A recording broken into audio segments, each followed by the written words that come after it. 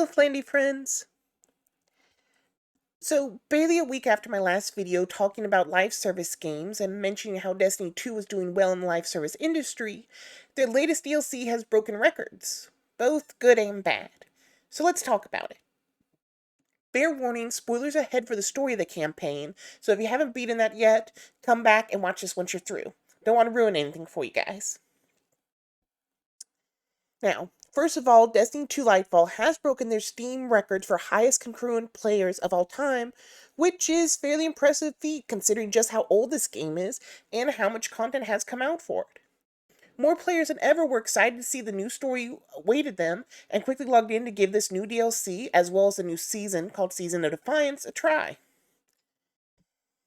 However, pretty quickly, the excitement turned sour as players got into the new story of the new DLC.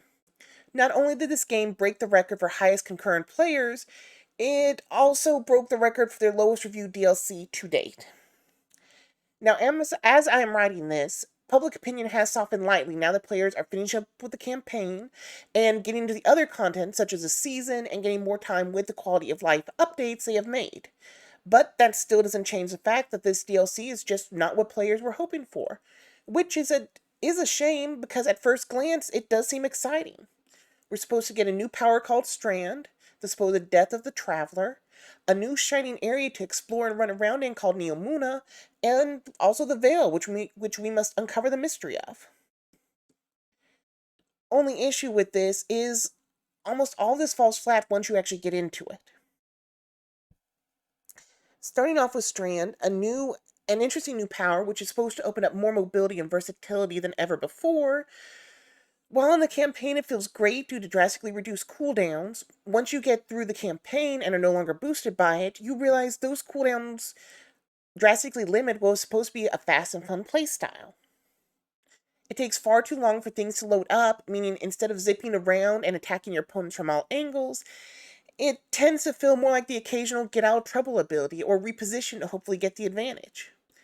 Now, all that being said, Bungie has made the smart move to give players access to all Strand fragments, which were originally going to be time-locked. So this has tremendously helped out the ability and given us the opportunity to flesh it out more and make this ability far more viable than it was originally, as when it first came out and just locked to what it originally came out with, the Light 3.0 versions of the abilities were honestly just a better choice. Now, I'm excited to see what all people can do with this, and I am eager to test out some builds myself, because I have heard that with the right setup, you can limit the cooldowns to get that fast and fun playstyle that we're looking for.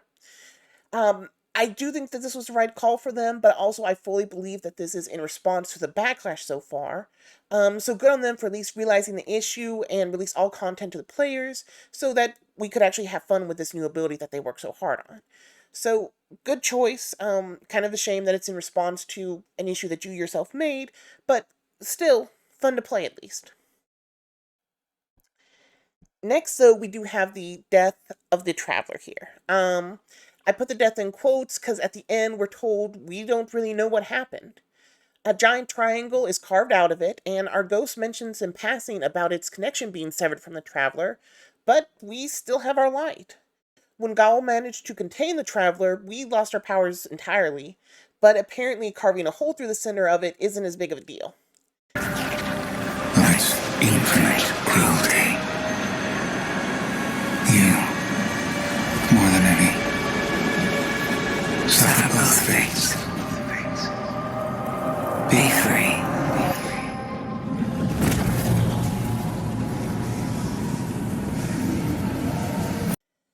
I'm sure this will get explained, but it just sort of ended the DLC off on a confusing note for me, because, yeah, it just is there and gone, and I don't know, it just wasn't a high point to exactly leave off on to get you engaged for what's coming next.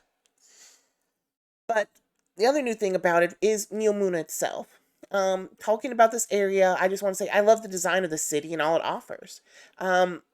Though it does have the tendency to feel a bit quite empty at times, especially in instances where it just wipes all enemies save for specific zones. That being said, I think the biggest issue for me, just so far, was the promise of zipping around on rooftops falls a little flat with the cooldowns and just how empty some of these areas do feel. So I am hoping that once I get the chance to play with some of these new abilities and fragments they've unlocked, I'll at least get that part done.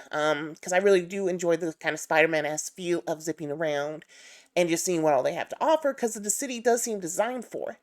So who knows? Hopefully, like I said, this will get fixed with the fragments, and I'll be zipping around in no time. The only other thing I really want to talk about in regards to the DLC itself is the Veil. Oh boy, the Veil. Um, it's the center point of the DLC, and one that just doesn't really pay off. We spend so much time trying to find and protect this item just for the end to be like, well, yes, we don't really know what this still is, but better figure it out. Which, yeah, I mean, okay, that is certainly one way to handle it, but I think we can agree that it was handled poorly in the fact that it just wasn't resolved. How can you put so much focus on this in the DLC and then basically say, we'll figure it out the next time you pay us for more content? Overall, while I am being a bit harsh on it, I do think the DLC isn't the worst thing ever. The Strand power is fun, and I am looking forward to testing it out more. I do like the new city and hope they do more with it. Not to mention the quality of life updates, some of which are really good. Streamlining crafting, making mods easier to switch around, and limiting the number of currencies we have to deal with are all things that I think are improvements in the long run for the series itself. Like with the stand power, though, I am curious to see how public opinion will sway how Bungie handles things in the future, as well as they might implement to get a better reception going forward. What do you guys think? How are you enjoying the DLC, and what are your thoughts on it so far? Like always, if you enjoyed my ramblings, please like and subscribe. It really helps my small channel to grow, and I just really appreciate it. Thank you guys, and see you next time. Bye, Flandy friends!